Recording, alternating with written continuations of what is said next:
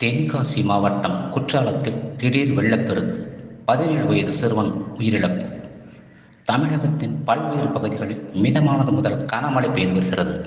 இதன் காரணமாக கோடை வெப்பம் தணிந்து பல பகுதிகளில் குளிர்ச்சியான சூழல் நிலவி வருகிறது.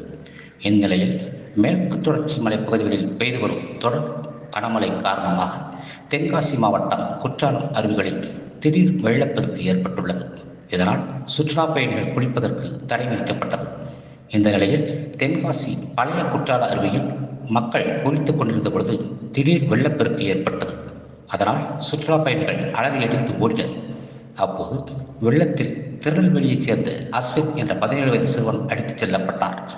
அடித்துச் செல்லப்பட்ட சிறுவனை தேடும் பணியில் தீயணைப்பு துறையினர், போலீசார் ஈடுபட்ட நிலையில் அஸ்வின் உடல்தான் மீட்கப்பட்டது. சம்பவம் நடந்த தென்காசி பழைய குற்றால அருவி பகுதியில் மாவட்ட ஆட்சியர், காவல் கண்காணிப்பாளர் ஆய்வு மேற்கொண்டு வருகின்றார்கள். தென்காசி பழைய குற்றால அருவியில் சுற்றுலா பயணிகள் குளிக்க தொடர்ந்து தடை விதிக்கப்பட்டுள்ளது.